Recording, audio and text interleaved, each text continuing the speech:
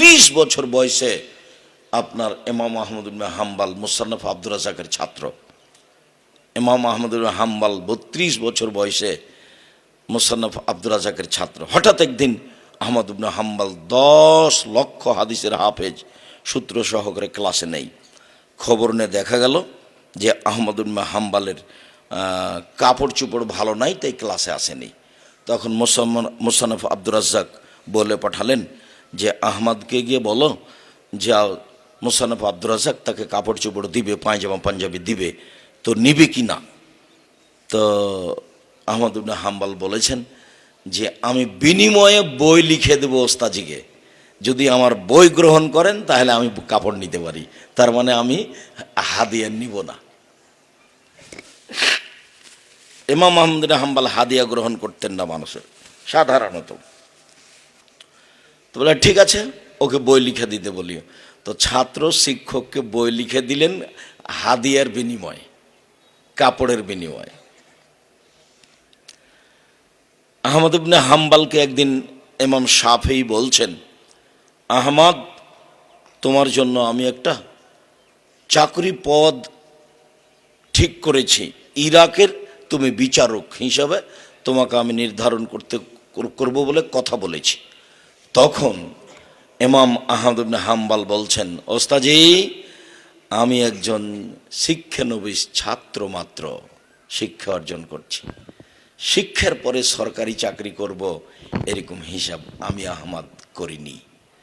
তখন ইমাম শাফেঈ বলছেন, মোহাম্মদ বিন ইদ্রিস শাফেঈ, আহমদ, তুমি যে আমার ছাত্র এটা আমার গর্ব, তোমাকে চাকরি করা লাগবে না। তুমি যে আমার ছাত্র এটা আমার গর্ব, পৃথিবীবাসী বলবে আহমদ ইবনে হাম্বলের শিক্ষক ইমাম শাফেঈ, আহমদ ইবনে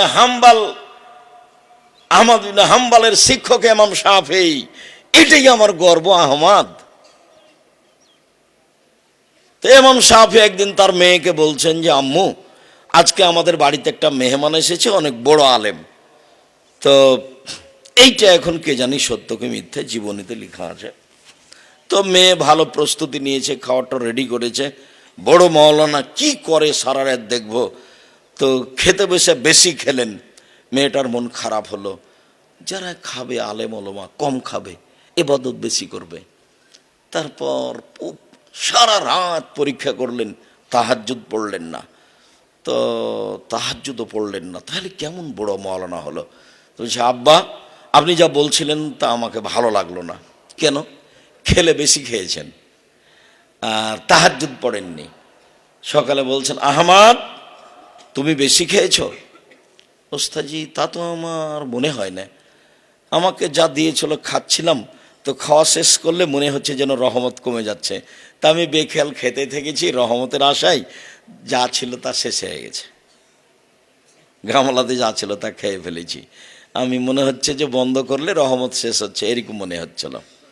তারপরে আমি একটা মশলা নিয়ে খুব চেষ্টা করছিলাম, পড়াশোনা করছিলাম সারা রাত, এই হবে, এই সমাধা হবে, এই সমাধা হবে, এরকম চেষ্টা করতে করতে ভোর হয়ে গেছে, আমি তাহাজ্জুদ পড়তে পারিনি।